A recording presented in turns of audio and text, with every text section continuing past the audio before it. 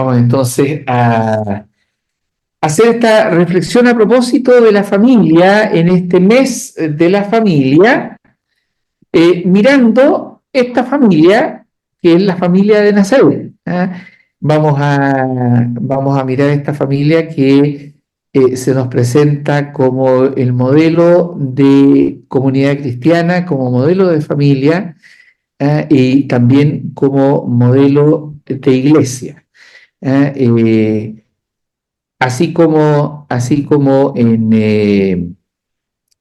Cristo nos dice, la iglesia es el, el hombre con mayúscula, el ser humano en su máxima realización, este Cristo que es verdadero hombre y verdadero Dios.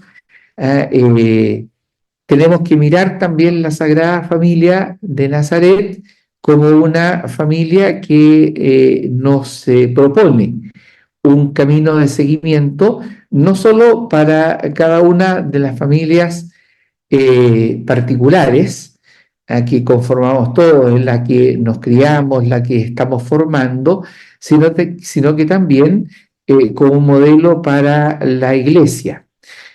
Por eso,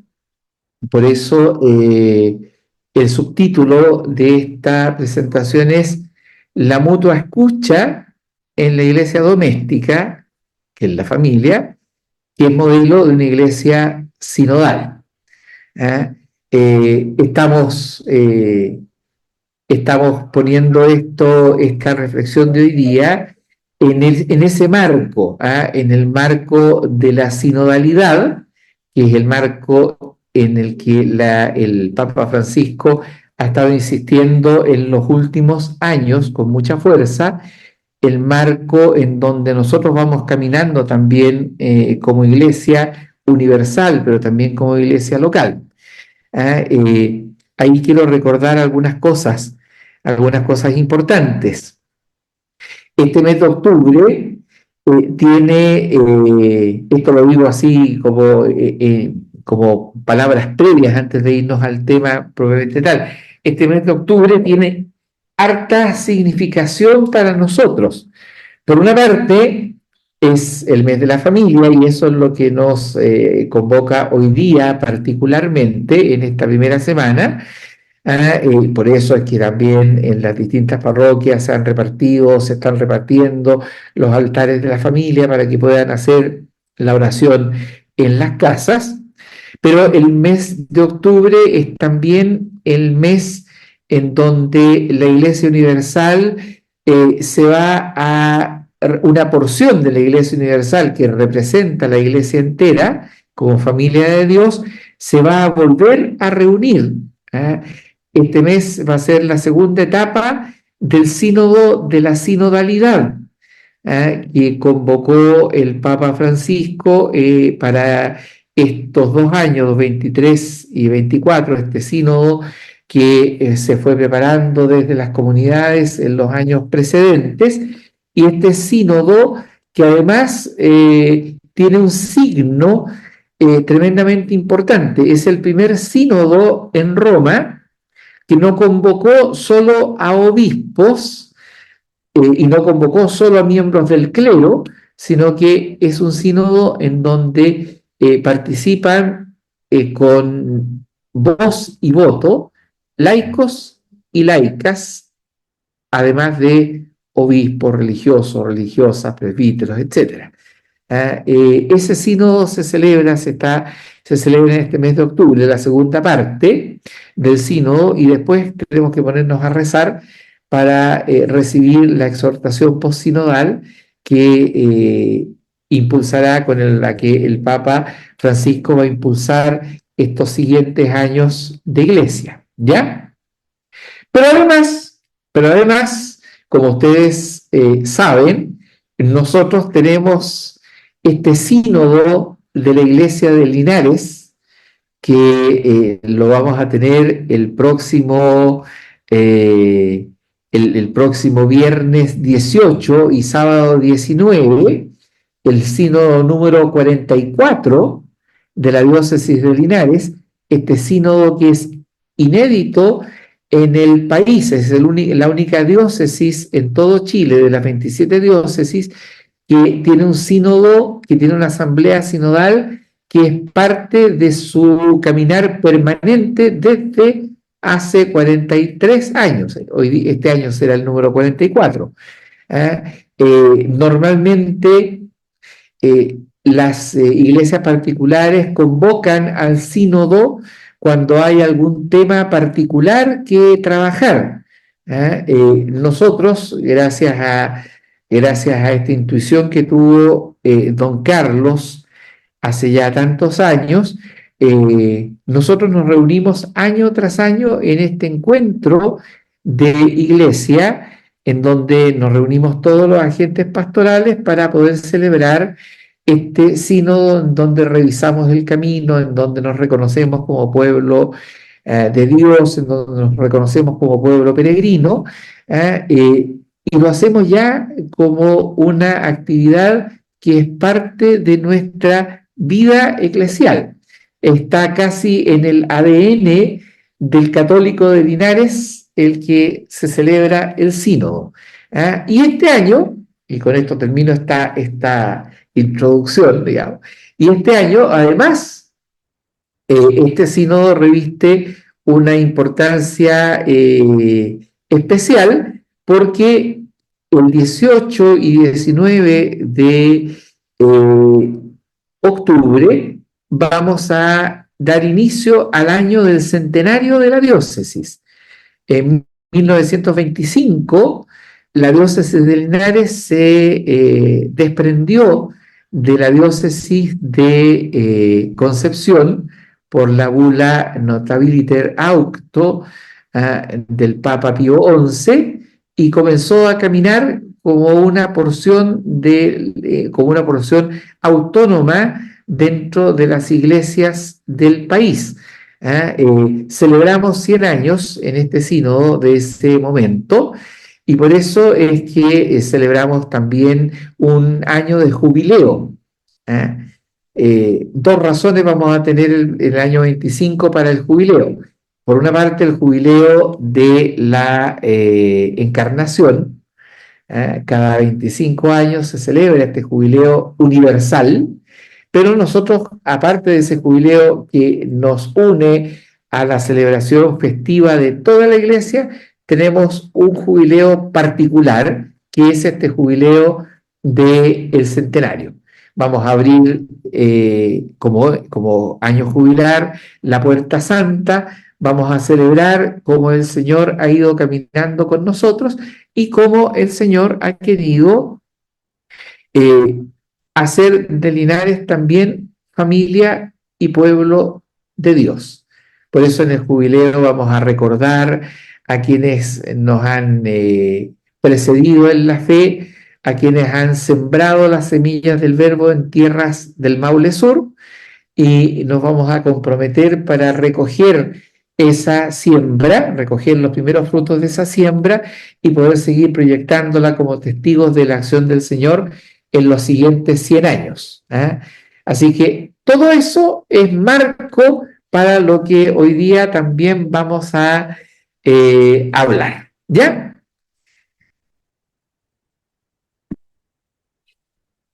No sé por qué se me quedó pegado ahí sí, ahí sí. Solo a modo de, y rápidamente a modo de recuerdo de lo que estamos haciendo en estos años. Algunas notas previas, dice este PPT que preparamos. El sínodo o la sinodalidad es una palabra que le recuerda a la iglesia su nombre y su identidad. No es casual, no es que lleve este nombre. El sínodo es, y en eso no se equivocó, y tuvo una intuición grande don Carlos cuando convocó el sínodo de Linares, y el sínodo es una manera de hacer iglesia, es la manera de hacer iglesia que viene desde los tiempos antiguos. San Juan Crisóstomo, recordábamos en una formación anterior, dice que sino es en cierto modo un sinónimo de la palabra iglesia.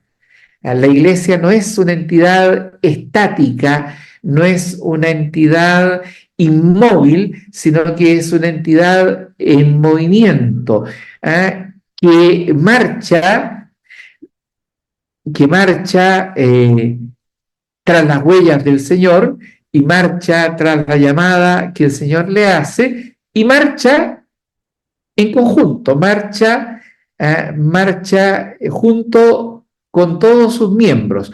No es un solo miembro de la iglesia el que arrastra al resto, sino que todos vamos caminando, todos nos vamos ayudando en este caminar. Por eso, sin o dos, que es hacer el camino, etimológicamente significa hacer el camino juntos. Jodos es el camino, sin es juntos, hacer el camino juntos es, decía San Juan Crisóstomo, uno de los nombres, o es el nombre, decía él más enfáticamente, de la iglesia. Esta iglesia que se reconoce como pueblo y se constituye como pueblo en virtud de una convocatoria. Es un pueblo llamado, un pueblo convocado. Una iglesia, un pueblo que se pone en camino. El Papa Francisco, una y otra vez en sus documentos, ha insistido en el concepto de iglesia en salida. Eh, Iglesia en salida quiere decir pueblo en éxodo, pueblo de éxodo. Éxodo significa salida y por tanto salida a encontrarse con distintas realidades, a ser interpelado este pueblo por las distintas circunstancias que nos encontramos en el camino.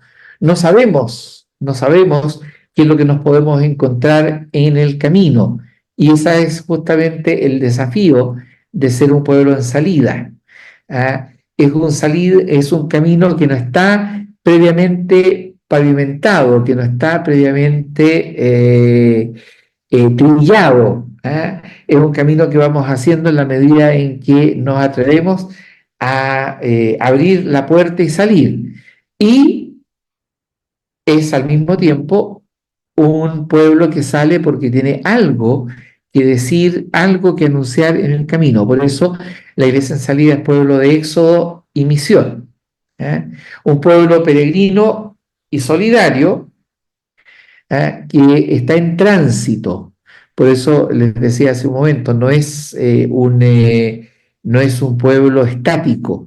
Por eso es que lo peor que nos puede hacer siempre en las comunidades es decir, no, tenemos que hacer esto porque siempre se ha hecho así, porque este es el modo, o tenemos que volver a hacer las cosas como se hacían antes, porque antes cuando se hacían las cosas de esta manera, la iglesia estaba llena y ahora que se quieren hacer de otra manera, nos encontramos con que no sabemos cómo hacerlas.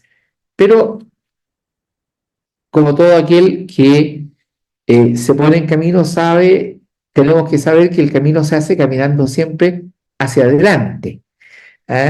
El camino se hace siempre mirando hacia el horizonte, hacia aquello que va a ser, hacia el futuro, y que no se puede caminar para atrás, simplemente, que no se puede caminar para atrás, que el camino no puede hacer retrocesos, los retrocesos son estériles. Y este pueblo, estoy recordando cosas que hemos visto en todo el proceso sinodal, es solo para ubicarnos en este marco. Este pueblo convocado es convocado no por sí mismo, no es autoconvocado, sino convocado por un Dios que se ha hecho tan peregrino como este mismo pueblo que escogió. Un Dios que se mueve, nos dice el texto del Éxodo, cuando Dios se le presenta a Moisés, un Dios que se mueve porque se conmueve, un Dios que ve y escucha el clamor de su pueblo, un Dios que sale al encuentro, un Dios que interpela, que exige, que toma partido por los más frágiles de su pueblo, que lo defiende, que camina con su pueblo. Eso es lo que significa la bonita expresión Emmanuel, un Dios que camina con su pueblo, que es el Dios que camina con nosotros y que lo conduce. En este camino, en este caminar con el Señor, es que descubrimos que tenemos que caminar con otros. Y eso significa sinodalidad. Por eso la sinodalidad es un modo de ser de la iglesia y de hacer comunidad. Es un modo de ser y hacer comunidad que se vive como un ejercicio de escucha, pero de escucha creyente, por tanto, de escucha mutua, pero de escucha al Señor. ¿eh? Los Hechos de los Apóstoles eh, tiene una expresión muy bonita para hablar de la primera comunidad cristiana. Parecía que tenían una sola alma y un solo corazón. ¿eh? Y esa experiencia de la koinonía, del alma y corazón comunes, es precisamente lo que evangelizó el mundo antiguo. ¿eh? Eh, no fue la doctrina que los cristianos profesaban. De hecho, cuando cuando la iglesia ya tenía la doctrina madura, habían pasado muchos años. Se me olvidaba un detalle a propósito bonito también. El próximo año también se celebra algo muy especial, que es menos conocido. El próximo año, en el 2025, se celebran los 1700 años de que se elaboró en un sínodo, en un concilio, el concilio de Nicea, acontecido en el 325, en Nicea, una pequeña ciudad cerca de Constantinopla, en lo que es actualmente Turquía, cerca de lo que es actualmente Estambul. En el 325 la iglesia fijó el credo. El credo que nosotros rezamos todos los domingos es, es el último fruto de este primer credo que la iglesia profesó universalmente en el año 325 en Nicea. El próximo año, dentro de todas las actividades que el Papa va a realizar para celebrar el jubileo de la Encarnación, una de las actividades va a ser una peregrinación que el Papa pretende hacer junto con el patriarca de Constantinopla, el patriarca Bartolomé, precisamente a Nicea, para recordar este momento en que la iglesia presentó ya una doctrina madura, el primer fruto de una doctrina madura, pero recién en el 325.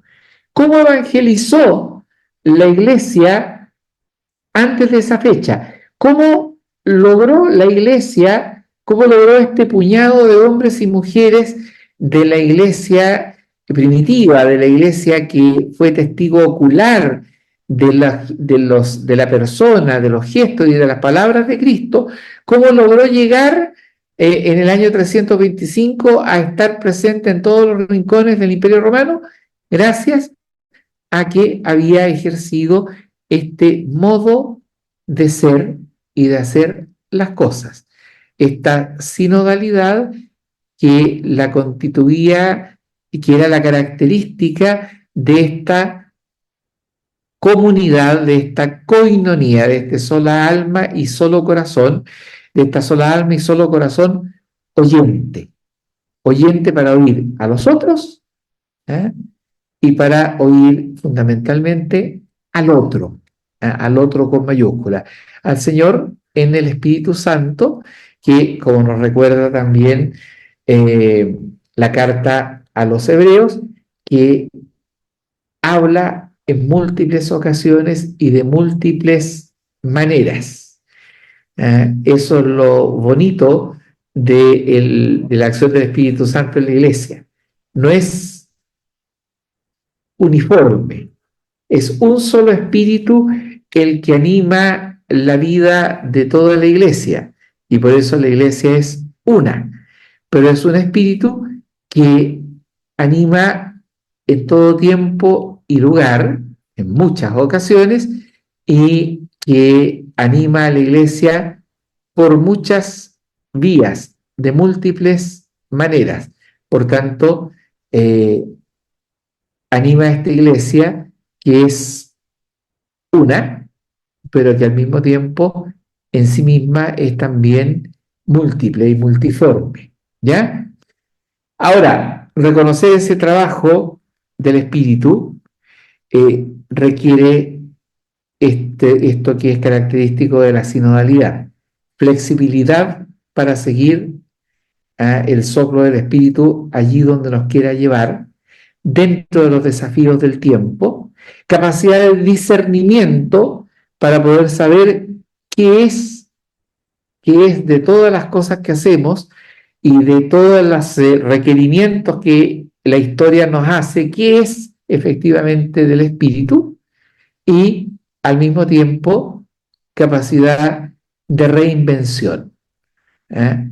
El espíritu, que es soplo creador del Señor, es también el que hace que nosotros tengamos que ser creativos para poder buscar la manera de anunciar la buena noticia del Señor con la misma frescura, en el buen sentido de la palabra, digamos, la noticia fresca, la noticia que es siempre nueva, con la misma frescura con la que esa noticia la transmitieron los primeros apóstoles y testigos. Y concluyo esta introducción y esta historia sinodal del pueblo de Israel, que es también la historia sinodal de la iglesia, se puede ver reflejada, y es lo que vamos a tratar de hacer ahora, en la historia de la familia de Nazaret. Una familia también ella en salida, llamada a la escucha, llamada al discipulado, sin alegar privilegios, sin renunciar a su vocación primera. ¿Eh? Vamos a tratar de esas afirmaciones, de que es una, iglesia, es una familia en salida, que es una familia llamada a la escucha, que es una familia llamada al discipulado, que es una familia que no alega privilegios y que es una familia que, no obstante ser la familia del Señor, con mayúscula, y de ser una familia que va aprendiendo a hacerlo en la medida que va caminando, no renuncia nunca a su vocación primera. ¿Ya? Vamos a irnos ahora al Evangelio que vamos a trabajar hoy día. Aquí pido ayuda, que alguien me ayude a proclamar el Evangelio, para no estar hablando todo el rato solo. ¿Puedo leerlo? Por favor. Los padres de Jesús iban todos los años a Jerusalén a la fiesta de la Pascua. Cuando cumplió los 12 años, subieron como de costumbre a la fiesta. Al volverse ellos, pasados los días, el niño Jesús se quedó en Jerusalén, sin saberlo sus padres. Creyendo que estaría en la caravana, hicieron un día de camino y le buscaban entre los parientes y conocidos. Pero al no encontrarle, se volvieron a Jerusalén en su busca. Al cabo de 3 días le encontraron en el templo, sentado en medio de los maestros, escuchándolos y haciéndoles preguntas. Todos los que le oían estaban estupefactos por su inteligencia y sus respuestas. ¿Sigo? Por favor. Cuando le vieron, quedaron sorprendidos y su madre le dijo, Hijo, ¿por qué nos has hecho esto? Mira, tu padre y yo angustiados te andábamos buscando. Él les dijo, ¿y por qué me buscaban? ¿No sabían que yo debía estar en los asuntos de mi padre? Pero ellos no comprendieron la respuesta que les dio. Bajó con ellos, vino a Nazaret y vivía sujeto a ellos. Su madre conservaba cuidadosamente todas las cosas en su corazón. Jesús crecía en sabiduría, en estatura y en gracia ante Dios y ante los hombres. Palabra del Señor. Gloria y honor a ti, Señor Jesús.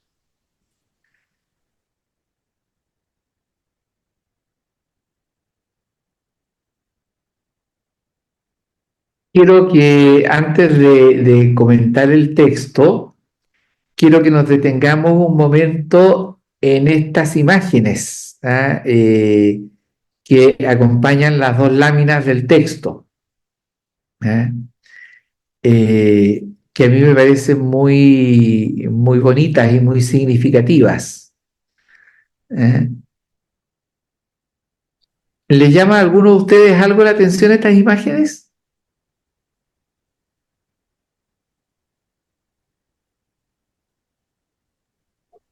La ternura de la familia. ¿Ya?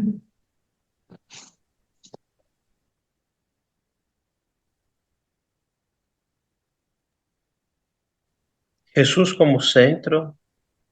Jesús al centro, claro. Yo reparé en el vestido de la Virgen, no sé por qué me hizo alusión a los vestidos de Aarón del... ¿Se acuerda que estábamos viendo el icono la otra vez en el cáliz? Ajá. Que tenía las piedras Con este incrustadas. cuadradito, que es como un Ah, efod. claro. Se me cruzó, pero puedo estar muy equivocado. Claro. Y Eh, atrás el olivo, y en el otro tenía olivo y parece que era naranjo. Tiene, Separado. en la otra imagen tiene olivos un olivo y un naranjo. Claro. Ajá. En la anterior, la Virgen tenía una cruz. Sí, la Virgen, sí, lleva, en realidad, claro, es como está como sugerida la cruz ahí, es como el, Sí. claro, Y los a tres mí están lo de que la me mano. llama la atención, perdón, ¿sí? Adelante. que termine el campo. Termino. A mí lo que me llama la atención es que los tres están tomados de la mano. Ajá, ya, Los padres sostienen la mano del niño. sí. Mm.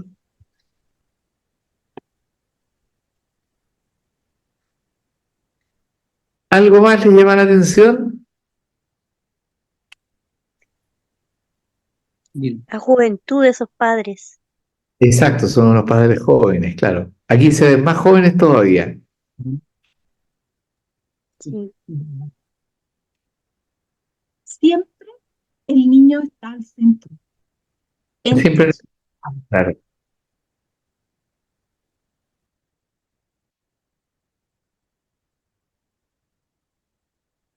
Fíjense que esta, hay un detallito que acusa al autor de estos, que delata al autor de estos íconos. ¿Ah? Hay un detallito que está en los dos íconos, si se dan cuenta.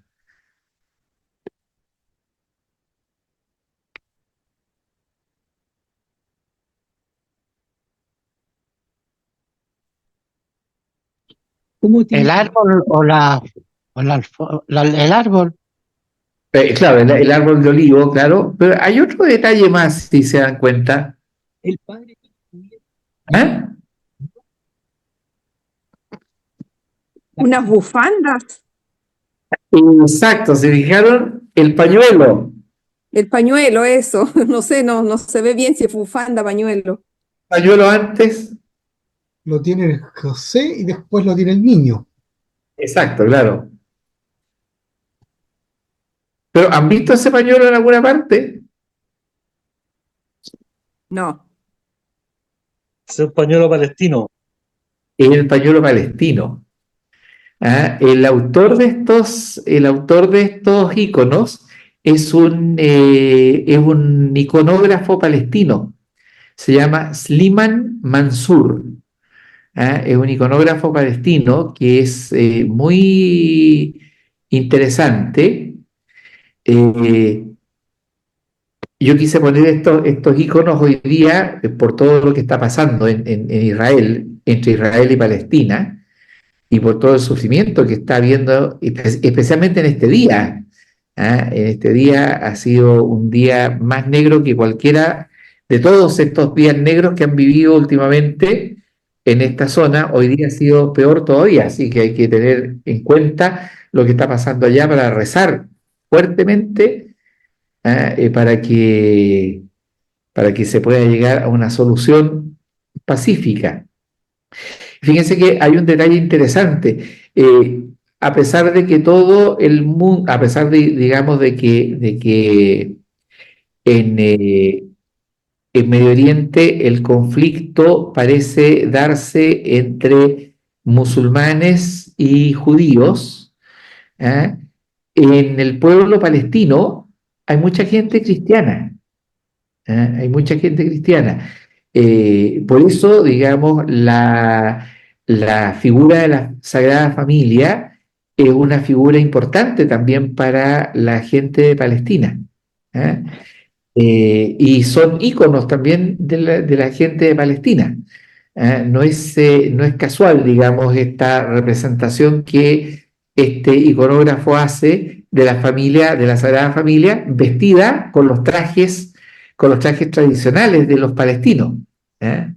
Aquí están como con el traje de boda de los palestinos, José y María. Y en el segundo icono están como, se fijan ustedes, José está como con un traje medio moderno, está como con una chaqueta con esas chaquetitas cortas que uno usa, que todavía se usan, digamos. El niño está con una polera a rayas, el José también, es una representación más moderna. Bueno, y el naranjo y el olivo son los árboles que crecen en la zona. ¿Eh? El olivo desde toda la vida, los naranjos en los últimos años, en las últimas décadas. Eso como un detalle. Pero vámonos al texto, que es lo que, como digo, pensando en que estamos en este momento tan duro para estos pueblos, ¿eh? Y pensando que precisamente gente de estos pueblos es la que nos transmitió este modelo de familia que para nosotros es justamente la Sagrada Familia. ¿Qué tiene de curioso o qué tiene de importante para mi gusto este texto en particular? Son pocos los textos bíblicos que nos hablan directamente de la Sagrada Familia. ¿Ah? Hay un par de textos, ambos ¿sí? Hay un par de textos que nos hablan de la Sagrada Familia. Uno es la presentación del niño en el templo. Otro es el niño perdido hallado en el templo, que es el que escogimos para esta ocasión. ¿Ya? En ambos textos, nos vamos a concentrar sí en este primero, nos muestran a la Sagrada Familia no como un modelo inalcanzable, no como una familia celestial, sino como una familia que comparte el andar de cualquier familia humana. Yo les decía en la parte introductoria, esta es una familia que no, a pesar de que María había recibido esta revelación del ángel de quién era el hijo que tenía en sus entrañas, como dice Lucas, y que José había recibido en sueños, como dice Mateo, la revelación del ángel de quién era este que iba a nacer de María y del cual José estaba invitado a convertirse en su custodio, ¿ya? A pesar de esa revelación, José María viven una vida y este niño vive una vida como todo hombre del pueblo de Israel, como toda familia del pueblo de Israel de su tiempo. ¿Eh? Iban todos los años a Jerusalén a la fiesta de la Pascua, porque la norma del judaísmo de la época exigía al menos una peregrinación anual a Jerusalén. Donde quiera que hubiese un hombre del pueblo de Israel, tenía que al menos una vez al año ir al templo. Uno dice, ¿por qué iban al templo? Porque los israelitas creían que la presencia real del Señor estaba en ese templo y solo en ese lugar en toda la tierra. Uno podría decir, sí, pero José y María sabían que tenían al Hijo de Dios consigo. No necesitaban ir al templo y sin embargo peregrinaban al templo. Peregrinaban al templo porque eran una familia que vivía su vocación sin creerse especial, sin exigir un trato especial, como cualquiera familia de su tiempo. El texto es muy significativo. Cuando cumplió 12 años, subieron como de costumbre a la fiesta. ¿Por qué? Porque el texto repara en los 12 años. Porque ya en tiempos de Jesús, los 12 años era la época en donde el niño varón pasaba de la niñez a la adultez, podríamos decir. Hablar de adolescencia, a pesar de que esa palabra existía en la época, hablar de esta adolescencia larga que vivimos nosotros en tiempos de Jesús era un poco distinta el modo de hacer las cosas.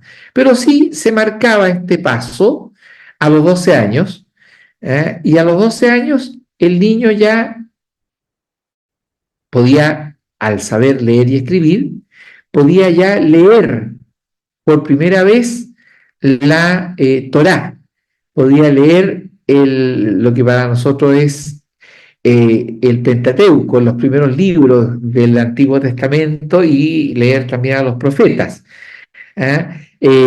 A partir de esta costumbre de que el niño de 12 años lo hacía, el pueblo de Israel lo siguió haciendo hasta el día de hoy.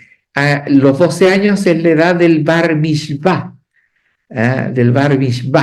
del momento en que a este niño ya se le considera habilitado para comprender y comentar la palabra de Dios y hacerse cargo de su tradición. Probablemente lo que está recordando este texto es precisamente ese momento. Y por eso es que la escena con la que se encuentra María y José cuando caen en la cuenta de que el niño no va con ellos, no va con otros parientes en la caravana, y tienen que volver a Jerusalén, con la escena con la que se encuentran es con el niño, con este Jesús más bien adolescente o preadolescente, sentado en medio de los maestros, escuchándolos y haciéndoles preguntas, siendo examinado y al mismo tiempo examinando, dialogando con los maestros de la ley a propósito de su tradición. este niño que causa admiración, pero que sigue siendo hijo de María y José. ¿Eh? Por eso el texto nos pone frente a un momento complejo de la Sagrada Familia. Todos ustedes, o la gran mayoría de ustedes, que son padres de familia, padres de hijos, de hijas, padres y algunos ya abuelos y abuelas, saben mejor que yo lo difícil que es lidiar con un adolescente. Lo difícil que es lidiar, y uso esa palabra en particular, esa lucha que significa poder criar a un adolescente, poder sentirse capacitado para responder las preguntas, las preguntas desafiantes que un adolescente hace, los cuestionamientos que un adolescente tiene para consigo mismo y para su familia y para su entorno. Y eso que a veces nos hace añorar o nos hace pedir que ojalá estos niños crezcan lo antes posible, crezcan rápidamente, o si queden en la infancia, eso también lo vivió la familia de Jesús, la familia de María y José. María sabe que al que llevó en su seno es su Señor, ha escuchado la revelación que le hace el ángel, sabe que tiene que vivir para entender. Por eso el texto dice hacia el final como estribillo que le pone Lucas siempre a María, siempre cuando habla de María. Lucas siempre cuando que se refiere a algún momento de la vida de María, y algún momento difícil de la vida de María, pone como una suerte de estribillo. Ella conservaba cuidadosamente todas las cosas en su corazón. ¿Qué quiere decir este estribillo? María no entendía en cabalidad todavía lo que estaba haciéndole revelado, pero estaba en proceso y conservaba en su corazón para poder meditarlo, para poder discernir y para poder entender quién era este que el Señor le había regalado y le había dado como misión a ella y a José. Y por eso es que María se siente con la autoridad de pedirle cuentas a este niño. ¿Por qué nos ha hecho esto? No se da por vencida en su misión. No se olvida ni ella ni José de la vocación a la que han sido llamados, de ser los padres de este Hijo de Dios. Y asumir la tarea de que este Dios que ha asumido todo lo humano, y dentro de todo lo humano está el proceso de crecimiento, el proceso de aprendizaje, ellos han asumido la tarea de ser quienes conduzcan ese proceso. Un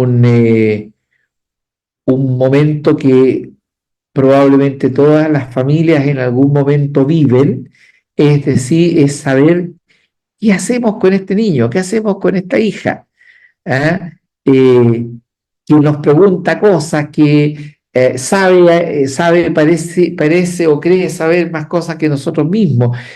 Nos sentimos superados de pronto por los jóvenes de nuestro tiempo, incluso por los niños de nuestro tiempo, y sin embargo ahí está el modelo de la Sagrada Familia. ¿Cómo no iban a estar superados por este hijo que se sabía hijo de Dios? Tengo que estar en los asuntos de mi Padre, dice Jesús, responde Jesús. Y sin embargo, no olvidan su tarea de ser custodios, de ser garantes de su crecimiento como verdadero hombre, y por eso es que Jesús termina bajando con ellos a Nazaret, viviendo sujeto a sus padres como en cualquier familia de su época, y de esa manera creciendo en sabiduría, en estatura y en gracia, como dice el texto. Es una familia discípula, es una familia discípula que como buena discípula se pone a la escucha, se pone a la escucha orante. En una lámina anterior aparecía la expresión corazón oyente. Un solo corazón tenía esta comunidad cristiana original. Un solo corazón anima y late en la Sagrada Familia. Pero es un corazón oyente y es un corazón con la forma más amorosa de la escucha, que es la obediencia. Es la obediencia. No es una familia que está sometida, no es una familia que impone sometimiento unos sobre otros. Es una familia que se presta oído. Es una familia que es capaz de escucharse unos a otros. Jesús, a pesar de su respuesta a María, finalmente baja con ellos a Jerusalén y vive con ellos, obedece, pero a su vez María y José han sido maestros en la obediencia al acoger esta llamada de ser padres del Salvador. Es obediente la actitud de todos ellos, obediente la actitud del Hijo que se encarna para vivir en la pobreza y aprender a vivir en medio de la precariedad, y aprender en ese contexto a dar respuesta a los desafíos de su momento. Es la obediencia de estos padres al querer del Señor, y es la obediencia amorosa de querer hacer lo mejor para que este niño crezca como tiene que crecer. Y así la Sagrada Familia se convierte en un modelo para nosotros. Se convierte en un modelo también para cualquier familia de todo tiempo y lugar.